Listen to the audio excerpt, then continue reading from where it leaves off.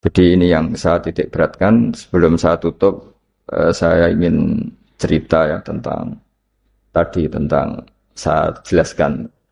Jadi dulu perasaannya orang, meskipun sesoleh apapun, sebaik apapun perasaannya itu ada saja salah. Sehingga kalau dalam makalah paling terkenal yang didawuhkan Robi Adawiyah itu wastighfaruna yahtaju ilal sudah minta maaf sama Allah saja. Sebetulnya dalam minta maaf ini juga butuh istighfar lagi. Karena orang minta maaf itu kadang-kadang ya ingin mendapat yang lebih. Ada orang punya utang itu tanggungan sama istrinya karena sering masalah itu. Itu minta maaf itu ya supaya bisa utang lagi. Jadi gayanya minta maaf tapi supaya bisa utang lagi. Mungkin kita kalau punya utang sama orang lain gayanya minta maaf tapi supaya punya akses utang lagi. Itu namanya minta maaf tapi ada masalah. Nah jangan-jangan istighfar kita sama Allah juga gitu. Istighfar sama Allah tapi minta dimaklumi kalau salah lagi. Nah di sini karena masih ada tercampur mental seperti ini kata Rabi Adawiyah wastighfaruna yahtaju ila istighfar. Ketika kita istighfar itu masih butuh istighfar yang lain. Nah dalam kebaikan juga gitu. Ketika kita baik jadi orang soleh, ternyata bawaan kita ingin dihormati. Dulu sebelum kita soleh itu ya kalau di majelis di belakang nggak tersinggung, nggak diperlakukan khusus nggak tersinggung. Tapi setelah kita soleh, setelah kita kiai, setelah kita dosen, setelah kita rektor, kalau nggak duduk di depan tuh kayak nggak diregani. Itu ya termasuk mental-mental yang kurang baik kalau dalam ilmu tasawuf. Justru setelah kita terpelajar, malah permintaannya aneh-aneh. Padahal agama ini hanya mengajarkan wa ma umiru illa liya'budu wa mukhlishina lahuddin. Agama ini hanya mengajarkan kalau ingin jadi orang soleh yang ikhlas. Kalau ingin jadi dosen, ya dosen yang ikhlas. Kalau ingin jadi guru, ya guru yang ikhlas. Karena biaya ndak ikhlas itu mahal sekali. Dan kalau sudah mahal sekali, ini negara bisa jebol. Sistem sosial bisa jebol. Jadi ini hal-hal yang khas kiai, karena kalau yang kajian kampus, saya yakin Pak Rektor, Pak Wakil Rektor, dan Pak Ketua Yayasan lebih tahu, anak-anak mahasiswa lebih tahu. Saya kalau ngaji di kampus memang akan cerita khas pesantren, karena justru ini saling melengkapi. Saya tidak perlu basa-basi bicara ilmu khas mereka karena mereka lebih tahu. Kalau dalam bahasa Rasulullah SAW, antum a'lamu bi umuri dunyakum. Kamu lebih tahu tentang urusan yang kamu geluti. Tapi kalau urusan akhirat, urusan agama mungkin karena kita yang menekuni itu mungkin kita lebih utara ilmu yang saya utarakan hari ini, sore ini bahwa orang soleh sendiri itu sebetulnya nanti masih ditanya sama Allah tadi. Kenapa kamu nyembah saya? Karena ingin masuk surga. Kenapa kamu nyembah saya? Takut neraka.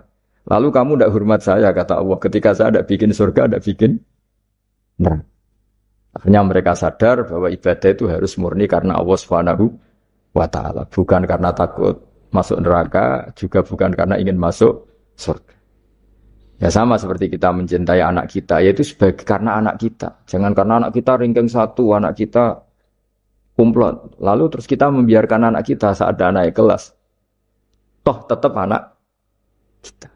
Saya mencintai suami saya karena dosen penghasilannya banyak. Lalu suatu saat kalau ada masalah di PHK atau ada masalah terus tidak suami kan. Makanya di sini agama itu sangat menyarankan kesejatian. Jadi dia suami kita, dia anak kita, apapun kondisinya. Nah kira-kira gitulah, ikhlas itu kira-kira seperti itu. Jadi jangan sampai alasan-alasan yang bersifat materialistik itu yang menjadikan kita mencintai istri karena cantik, mencintai suami karena hasilnya besar. Suatu saat kalau itu berubah, kita akan masalah. Di sini agama menyarankan ikhlas, ikhlas, ikhlas. Makanya semua kitab di khazanah kita dimulai bab niat. Bab niat. Niat itu begini. Sehingga ada seorang yang tanya, kenapa ahli surga masuk surga selamanya? Padahal amalnya paling banter 80 tahun. Tetapi kenapa ahli neraka akhirnya masuk neraka sampai selamanya? Padahal kalaupun dia bejat hanya 80 tahun. Itu dijawab oleh ulama-ulama. Orang mukmin itu berkomitmen akan iman, andikan hidupnya selama-lamanya. Sehingga dibalas dengan masuk surga selama-lamanya. Sementara orang yang fasik, yang berbuat hanya mengumbar nafsu, bayangan dia kalaupun hidup 1000 tahun, ya akan begitu terus. Dan dia ketika mati dengan status, dia berencana, andaikan sehat, maksiat terus. Karena punya rencana seperti itu, diganjar neraka yang selamanya. Maka saya mohon niat ini juga yang harus mengilhami para rektor, para dosen. Andai kan sudah ada jabat pun tetap berkomitmen pada institusinya, pada yayasannya. Jangan kalau jabat serius, kali tidak jabat malah ganggu. Ya, itu nggak boleh. Harus. Saya sendiri juga gitu. Saya populer apa enggak, saya keren apa enggak, saya akan berkomitmen tetap mengkhidmati agama. Nah, dengan seperti itu berarti sudah diniatin solihatin, punya niat yang baik. Saya kira demikian karena memang suasananya apa masih pandemi, tapi ya tetap terima kasih meskipun lewat virtual, tapi saya mohon sekali komitmen ikhlas ini dan tawadhu ini. Karena bernegara itu kalau negara mungkin jaganya kan lewat tentara, lewat polisi, lewat institusi, lewat aturan-aturan itu semua orang supaya merasa tertib. Tapi kita sebagai kiai tertib itu dimulai cara tawaduk tadi, karena kita tidak merasa paling benar sehingga hubungan dengan siapapun kita akan baik. Tapi kalau sudah orang merasa benar sendiri, bahkan saya dengan anak saya itu ya sering takut. Ya karena jangan-jangan benar anak saya. Saya berkali-kali cerita di mana-mana, bapak saya itu kalau ada santri sedang guyon mau manggil itu gak jadi. Padahal beliau ingin memerintahkan untuk urusan apa? Alasannya bahagia itu mahal, sehingga kalau saya jadi manggil ganggu bahagianya santri ini. Saking tawaduknya bapak saya. Bahagia itu mahal. Gitu. Jadi kalau saya manggil pas dia bahagia mengganggu. Gitu. Padahal bapak itu kiainya. Jadi orang dulu kearifannya tawaduk itu sampai dengan santrinya, dengan anaknya. Itu tawaduk.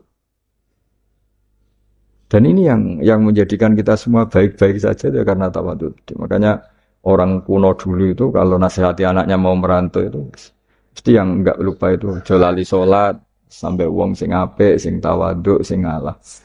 Saya mohon kearifan ini dijaga karena kita bernegara ini sampai merdeka ya barokahnya kearifan leluhur. Kita sudah menikmati kemerdekaan sedemikian rupa itu kenapa bangsa ini bisa lolos dari penjajahan? Karena orang-orang luhur dulu itu nasihatnya tunggal tadi. Kita patriotik, kita heroik, hubungan dengan negara memberi, sehingga terus bisa merdeka. Coba kalau dulu sudah latihan merdeka, hubungannya mendapat.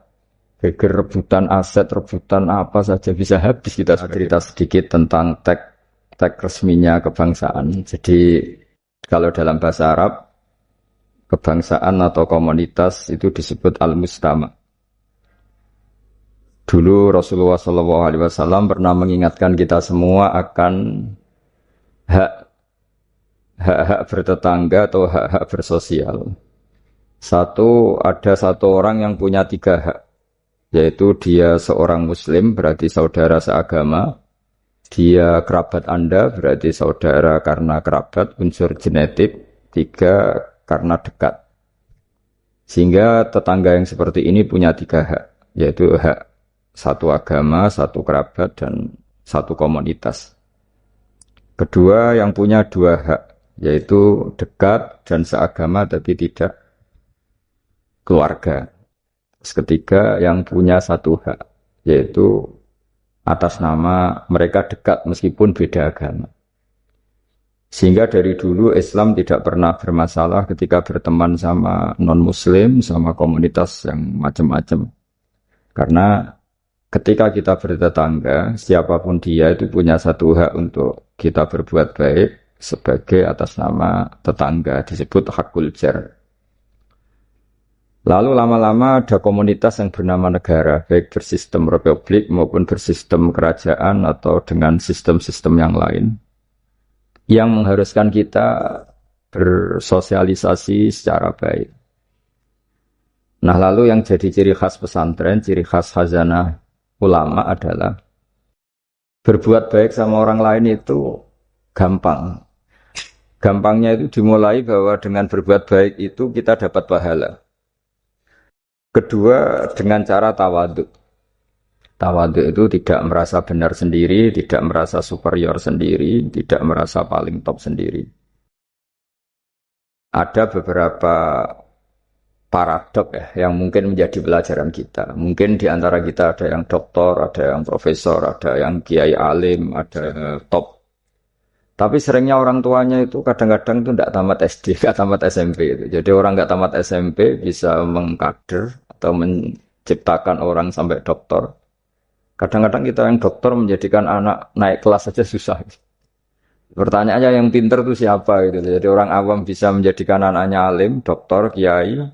Tapi setelah kita doktor, karena mungkin hidup kita mapan atau jabatan kita mentereng itu, didik anak itu susahnya bukan main.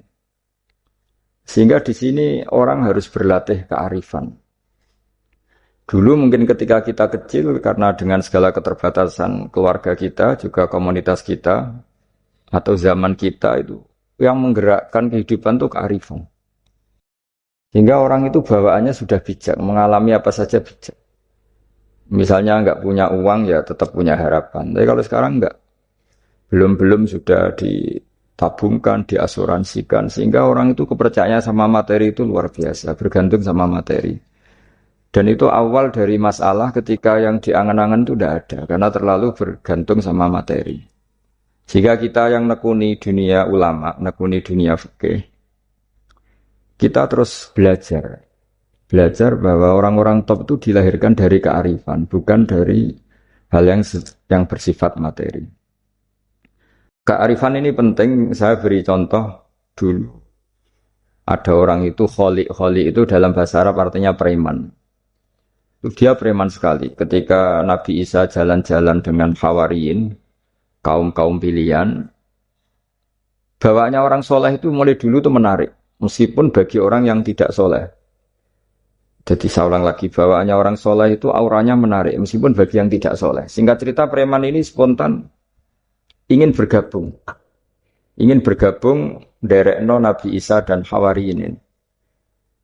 Tapi apa yang terjadi? Si Hawari ini, pendereknya Nabi Isa itu mempercepat jalannya karena beliau nggak mau sejajar dengan preman tadi. Si preman melambatkan jalannya karena nggak ingin setara atau segaris dengan yang Hawari karena merasa tidak soleh. Masa orang tidak soleh kok jalan bersama orang soleh? Itu merasa nggak pantas. Lah yang Hawariyin merasa ingin cepat karena angkuhnya, nggak ingin jajar orang preman. Itu juga Allah memberi wahyu kepada Nabi Isa. Wahai Isa, bilang ke santri kamu itu yang orang Hawariyin, semua kebaikannya saya hapus. Dan bilang sama yang preman itu semua keburukannya tak hapus. Yang satu dihapus kebaikannya karena angkuh, yang satu dihapus kejelekannya karena tawadhu. Kata Allah, liyas ta'nifa al-amalah. Dua-duanya harus mulai dari nol untuk menjadi orang baik. Yang satu kehilangan semua kebaikannya, yang satu kehilangan semua keburukannya. Sehingga dari cerita-cerita kitab seperti ini di kitab Ihya, saya menyaksikan sendiri guru saya Kiai Haji Maimun Zubair, bapak saya mulai cerita orang-orang soleh dulu. Itu bertetangga dengan siapapun nggak masalah. Karena ada orang yang sedang fasik, sedang preman, sedang itu dibahasakan sedang. Sedang itu nggak ada jaminan kalau berakhir dengan seperti itu. Jadi bagian dari kearifan kiai-kiai berbangsa dan bernegara karena tidak pernah menstigmasi bahwa orang lain itu lebih buruk ketimbang kita. Sehingga ya kita nyaman saja. Nyaman berteman siapa saja karena kita tidak pernah punya perasaan lebih baik. Nah di sini kenapa para kiai itu fleksibel berteman berbagai kelompok karena tidak pernah merasa lebih baik. Atau dalam bahasa terkenalnya disebut tawadhu. Jadi ketika orang merasa lebih baik, maka akan ada keangkuhan. Keangkuhan ini melahirkan sentimen. Sentimen ini lama-lama menjadikan sosial yang nggak sehat, bisa chaos. Nah dari pelajaran itu, akhirnya kita cara bernegara, kita cara bersosialisasi itu ya nyaman-nyaman saja. Karena Allah Ta'ala itu membuat status sebenarnya itu di akhir. Disebut husnul khotimah atau su'ul khotimah. Jadi banyak di cerita orang-orang dulu, orang yang nyantri dari awal niat nyantri, nggak jadi wali. Sunan Kalijogo yang pertama kenal Sunan Bonang karena ingin garong, karena ingin begal. Dalam cerita-cerita yang legendaris itu justru jadi santrinya dan jadi wali. Jadi perkenalan yang awalnya tidak baik, berakhir dengan baik. Kadang-kadang perkenalan yang baik berakhir dengan kroni, dengan macam-macam yang tidak baik. Nah, dari sekian peristiwa itu akhirnya para ulama menyimpulkan bahwa hanya biyadihi al-amru, hanya Allah yang bisa mengendalikan semua urusan. Sampai-sampai Nabi misalnya diurang berkenan sama namanya Wahsy, karena Wahsy itu pembunuh Sayyid Hamzah. paman yang paling dicintai Rasulullah. Itu mangkelnya Nabi sebagai manusia itu yang mangkel betul. Tapi sama Allah justru Wahsy ini dikasih hidayat. Kemudian menjadi Islam dan Islamnya baik sekali. Dan dulu ada sahabat namanya Sa'labah itu pecinta masjid, sering ibadah. Tapi karena mungkin saking overnya atau gimana, dia trauma jadi orang soleh, malah jadi orang nggak benar. Cerita-cerita seperti ini tuh memang nggak bisa digeneralisir, nggak bisa digeneralisir untuk curiga sama orang-orang soleh. Tapi saya pastikan cerita seperti ini tuh melahirkan kearifan bahwa manusia itu akan selalu dalam tanda petik ketakutan, dalam kekhawatiran bahwa mereka tidak bisa mengakhiri hidupnya dengan baik. Sehingga di sini melahirkan kearifan, dan dari kearifan itu kita bernegara itu akan baik, karena kita tidak mungkin menstigmasi kelompok lain itu sangat buruk atau sangat bahaya atau ancaman, karena kita sama-sama punya kearifan untuk berkawan, bersosialisasi. Dalam kitab-kitab yang saya baca, ini karena acara kampus, muhasabah yang sebenarnya itu ya dimulai dari hal-hal seperti ini. Saya sering baca kitab, namanya kitab Al-Hikam. Itu beri satu pemikiran besar bahwa yang kita kira baik itu ya orang lain itu. Jadi kiai-kiai kecil itu kan lakunya itu ya di acara-acara kecil itu. Ya kalau kiai besarnya datang pasti ini enggak keduman itu. Jadi acara manakipan kok kiai besar datang, wong jadi lakon itu benda ada acara gitu saja kok yang besar datang pasti jadi enggak laku itu. Ada acara seminar di SMP kok yang datang rektor Unifek itu kan terus enggak payu yang narasumber kecil-kecil itu. Jadi dibalik datang yang niatnya merakyat justru menutup atau memahjubkan orang-orang yang harusnya jadi aktor di situ. Itu kan ibarat kita bikin toko besar di daerah-daerah tertinggal. Niatnya baik supaya daerah itu maju, kebutuhannya terpenuhi. Tapi ini yang retail-retail kecil menjadi terancam. Nah, di sini terus ada kearifan dalam kitab hikam yang dijelaskan itu. Manusia itu siapa? Manusia itu orang yang saat baik saja itu ada jeleknya, apalagi saat jelek. Dulu bapak saya sering guyon itu, kalau ada imam masjid istiqomah jadi imam terus, sampai tua jadi imam tuh. Kan seringnya dipuji istiqomah. Tapi kata bapak saya itu, karena dia ini istiqomah itu tidak ada kader, sampai orang lain frustasi jadi imam. Jadi di balik istiqomahnya ini sebetulnya memahjubkan sekian kader imam gitu. Karena terus orang lain jadi imam nggak berani gitu. Dan akhirnya nggak ada kaderisasi. Tapi misalnya dia pelin-pelan juga tidak baik. Masa imam kok pelin-pelan kadang hadir kadang enggak.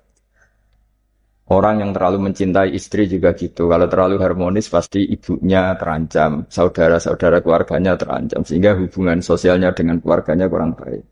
Begitu juga dengan teman-temannya. Tapi kalau agama menyarankan dengan istri yang mesra juga keliru, masa menyarankan begitu. Tapi kalau terlalu mesra pasti hak-haknya yang lain terganggu.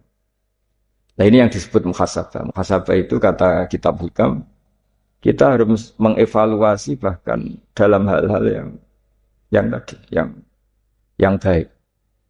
Termasuk dalam kitab itu dijelaskan bahkan minta surga saja atau minta neraka itu ya kadang-kadang kurang baik. Bukan karena mintanya yang kurang baik begini. Orang soleh, ini cerita orang soleh.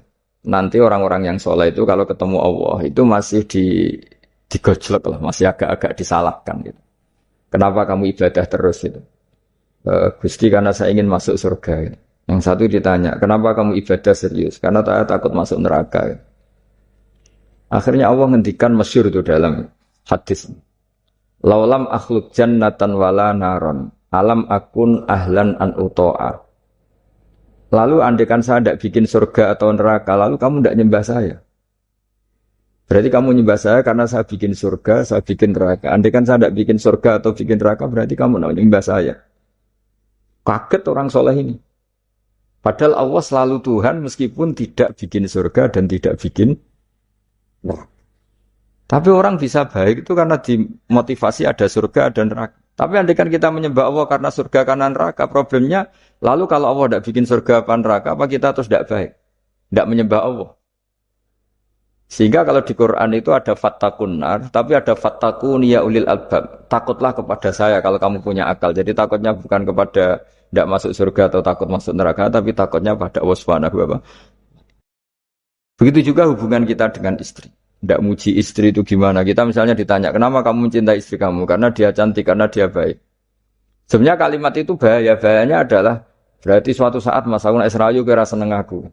Tapi kebetulan rata-rata istri ini diomongin gitu tuh bangga. Karena dipuji cantik. Padahal sebenarnya ini masalah. Kalau mencintai karena cantik, suatu saat pasti tidak cantik. Artinya apa? Apapun pilihan kata kita, sebenarnya ada banyak masalah. Karena tadi, menurut kitab hikam, manusia itu siapa? Orang yang saat baik saja itu ada jeleknya. Kalau kamu mencintai seseorang karena dia baik, berarti suatu saat kalau tidak baik, kamu tidak cinta. Bukan karena kemanusiaan. Kalau kamu menyembah Allah karena surga, andikan Allah tidak bikin surga, berarti kamu tidak menyembah Allah. Padahal enggak, kita menyembah Allah, meskipun andikan Allah tidak bikin surga, tidak bikin apa? Neraka. Nah, evaluasi-evaluasi seperti ini itu dibutuhkan muhasabah, karena kita bernegara sampai sebaik ini itu barokahnya ilmu, barokahnya tawadhu. Tawadhu itu tidak pernah menvonis bahwa kelompok lain atau orang lain itu lebih baik ketimbang kita. Saya punya contoh. Saya punya santri, banyaklah cerita-cerita seperti ini yang tidak pati alim. Barokahnya ndak alim itu hidup di daerah-daerah tertinggal. Itu juga di kampus lah. Gara-gara dia tidak kumplot mungkin atau mahasiswa biasa mungkin hidup di daerah-daerah tertinggal. Barokahnya apa? Karena hidup di daerah tertinggal. Semuanya dia itu pionir.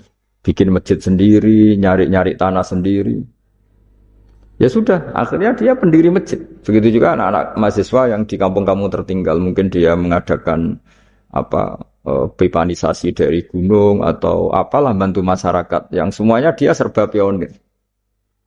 Tapi kita yang mungkin elit ya, beberapa santri yang pinter mungkin karena juara tahfidz atau juara apa, terus diumrohkan ke Mekah. Terus kalau ngaji di masjid mungkin ya disangoni pakai uang kas masjid. Begitu juga kalau kita kumplot mungkin beasiswa dapat dari negara, kita kuliah di Jerman, di Amerika. Nah nanti pertanyaannya ketika di akhirat, itu jo yang santri yang nggak pinter tadi. Karena dia statusnya itu pendiri masjid. Mengadakan masjid dari tidak ada menjadi ada. Sementara kita yang terhormat, kadang-kadang hisabnya berat. Kamu ini kiai dapat salam template dari uang masjid. Jadi hubungan kita dengan ibadah itu mendapat, yang santri dapati pinter dan memberi. Mahasiswa juga gitu, mahasiswa yang kurang pinter itu hubungannya dengan negara memberi. Ada daerah tertinggal yang dia sebagai pemberinya. Pemberi itu artinya mengatur daerah situ yang tertinggal punya akses jalan, barokahnya dia, punya mata air, barokahnya dia. Kadang-kadang yang pintar hubungannya dengan negara mendapat. Nah di sini namanya muhasabah. Jadi ya tapi terus kita menyariatkan kalau gitu goblok saja Gus ya, jangan masa goblok disyariatkan itu. Tapi kalau andekan semuanya pintar tuh ya kacau. Dunia ini ya kacau. Karena hubungannya pasti inginnya mendapat, bukan memberi. Nah barokahnya hal-hal seperti ini alhamdulillah di Indonesia TV-TV itu juga sering memberi penghormatan kepada orang-orang yang pionir di daerah-daerah tertinggal. Nah ini penting saya utarakan supaya perasaan kita berbangsa dan bernegara itu jaga empati sama yang lain, kehormatan, jaga. Saya sebagai kiai itu ya kadang-kadang itu nangis ya di depan Allah. Orang-orang yang dulu pekerja nyari uang, ya, memang ya nyari uang. Tapi barokahnya punya iman sedikit. Atau mungkin imannya ya biasa saja, kerja di Korea, bikin komunitas masjid. Mahasiswa yang di Jerman, di Amerika juga punya komunitas bikin masjid. Padahal nanti kan di kampungnya itu mungkin orang yang sering ngerasani kiainya.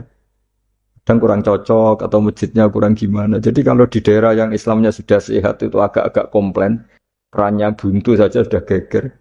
Tapi dia ketika di daerah nggak ada masjid, berikhtiar untuk bikin masjid. Jadi komunitas kesolehan itu kadang-kadang kemapanan kalau terlalu lama itu hanya melahirkan orang ingin komplain. Tapi yang tidak mapan sama sekali malah melahirkan orang itu heroik.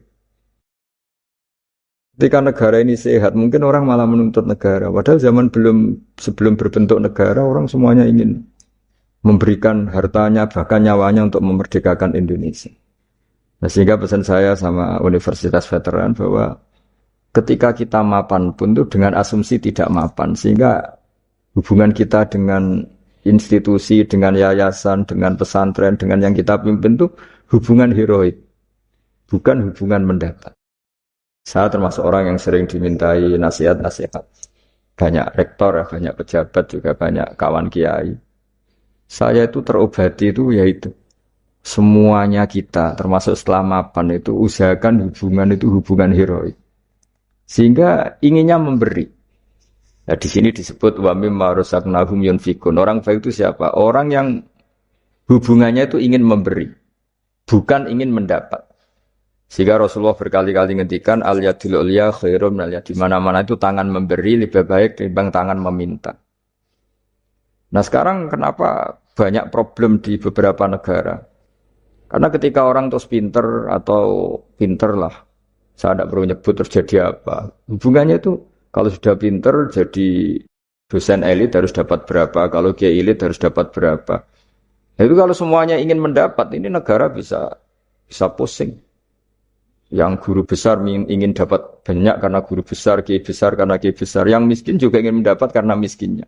Nah, kalau semua orang yang pinter, yang bodoh, setengah pinter, setengah bodoh hubungannya dengan negara ingin mendapat, ini negara bisa keteter.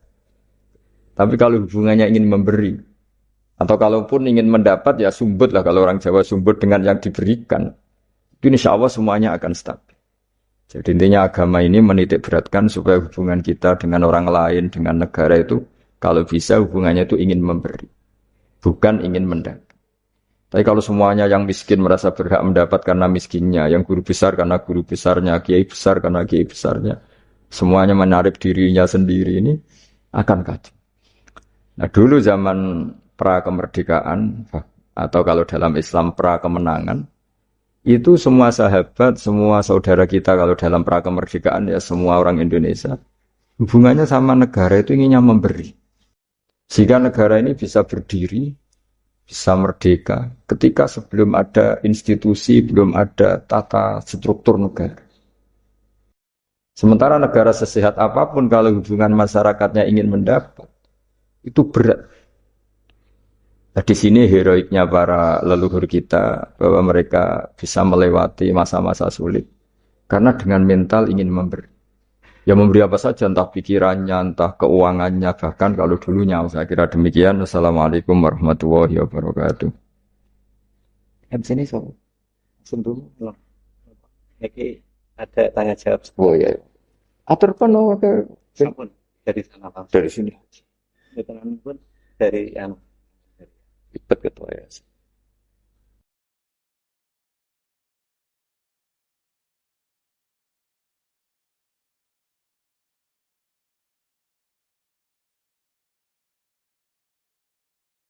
Ini di sini 20 itu lebih cair. Materi yang sangat menyebutkan hati kita semua pada sore hari ini, yang sangat berharga untuk kita pada sore hari ini. Teman-teman kita ya, begitu banyak rasanya pun. Jadi yang berada di gedung Al-Azhar ini dengan seluruh pesertanya, baik dari maupun dari umum, ya, sangat membuka sekali. Saya mungkin mohon izin untuk menyebutkan sedikit apa yang sudah dengarkan bersama-sama. Mutiara-mutiara sama diri dan melangkah artinya menentang anak dengan tidak menuruti kemauannya. Tadi kita mendengar bersama-sama bahwa kehancuran al-qulub adalah dengan tidak melakukan muhasabah dan mukhalafah, yakni ketika seseorang selalu memperturutkan hawa nafsunya. Dan juga poin penting yang disampaikan oleh Gus sore hari ini bahwa baik menjadi orang yang penting tetapi lebih penting menjadi orang yang baik. Dan juga yang kedua, takut sama Allah Subhanahu wa taala, takut sama masuk neraka. Jangan pernah mapan kecuali di hadapan Allah Subhanahu wa taala. Dan tangan di atas lebih baik daripada tangan. Itu pesan-pesan yang ada di surat kita kalau ada pertanyaan ini coba saya bacakan. Mas Indra, saya dibantu Mas Indra. Ini yang akan saya sekali Nah, silakan. Saya di WA. Nah,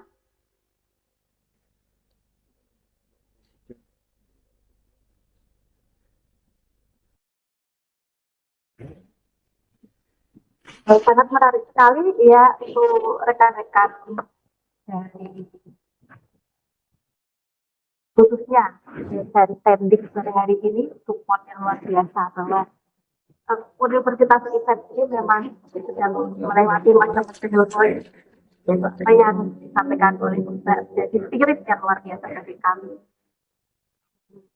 Kita bersama-sama nantinya bisa selalu memiliki sifat heroik, tidak hanya ini ya mendapatkan, tapi juga itu tadi memberi. Lalu harus silakan Mas Liga, saya dibantukan. Saya Ahmad Zainuri dari Ikatan Jumbo Nahdlatul Ulama. Mau tanya Gus, apakah nanti orang yang belum menikah tapi sudah meninggal akan dapat duduk di akhirat?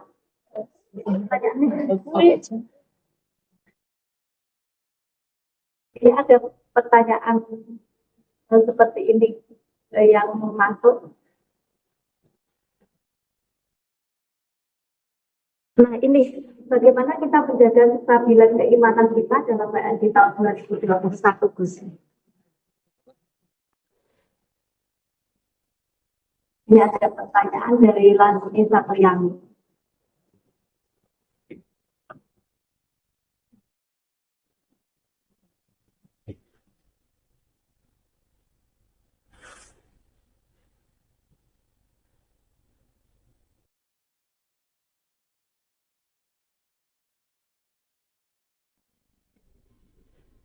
Ya.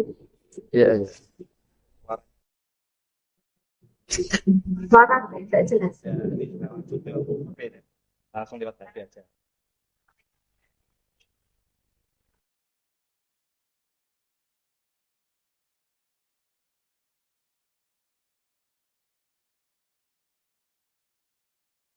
Langsung deh. Begini ya, jadi nabi yang paling terkenal diuji itu namanya Nabi Ayub. Nabi Ayub itu diuji punya penyakit itu lama sekali. Terus ketika istrinya mulai galau itu, mulai gundah, ini kamu itu nabi kok diuji sampai sekian lama. Terus si Nabi Ayub tanya, kamu sehat sudah berapa puluh tahun? Sudah kira-kira 60 tahun gitu. Kamu sakit, kita sakit baru berapa 1 tahun. Ya sudah, kamu harus ingat betapa Allah ngasih kesehatan tuh jauh lebih lama ketimbang kita ngadepi penyakit. Kita kan kemarin ngadepi pandemi baru mulai pertengahan Maret sampai sekarang. Dibanding kita sehat berpuluh-puluh tahun kan masih enggak. Ingat sisi nikmat istilahnya. Fazkuru ala Allahi la'allakum tuflihun. Jadi hidup itu hubungan dengan Allah, dengan orang lain itu harus lebih ingat sisi-sisi nikmat. Bahwa ujian ini jauh lebih ringan dibanding saat kita diberi kebaikan. Jadi sehingga nggak perlu cemas. Ya sudahlah, kita berikhtiar untuk menghadapi COVID ini, tapi nggak perlu cemas karena sebetulnya apa ya, nikmat yang dikasih Allah itu jauh lebih besar itu. Dan saya sering cerita bahwa ketakutan akan COVID atau ketakutan pandemi itu ya dimulai dari kita terlalu fokus. Andai kan kita peneliti geologi atau peneliti alam ini mungkin takutnya likuifaksi mungkin. Mungkin kalau peneliti sosial takutnya Indonesia itu chaos. Mungkin kalau peneliti apa gitu ya, mungkin peneliti udara atau peneliti polusi takutnya itu polusi. Jadi ketakutan akan di antara manusia itu kan memang khasnya itu walanabluwannakum bisyai'im minal khaufi wal ju'. Di antara khasnya manusia itu memang punya rasa takut. Dan rasa takut ini sesuai spesialisasi masing-masing. Kalau dokter ya takutnya hal-hal seperti itu. Takut COVID, takut pandemi, takut ini itu. Mungkin kalau pakar sosial takutnya kalau Indonesia ini chaos, saling ancam, saling menikam. Nanti takutnya orang ekonomi Indonesia ini kalau sampai mengalami kebangkrutan dan sebagainya. Tapi apapun itu kita yakin bahwa mulai dulu ada masalah, dan kita selalu bisa melewati dengan baik. Satu ya karena tawakal, dua karena ikhtiar-ikhtiar yang secukupnya untuk menghadapi pandemi ini. Ya kira-kira seperti itulah untuk menghadapi supaya kita imannya tetap stabil karena hubungan Allah dengan kita jauh lebih banyak memberi nikmat ketimbang ujian-ujian ada ujian kayak pandemi itu. Dengan demikian sesuai anjuran Allah fazkuru ala Allah. Jadi orang itu disuruh ingat sisi-sisi pemberian Allah bukan sering ingat sisi-sisi ujian Allah Subhanahu wa taala. Wes,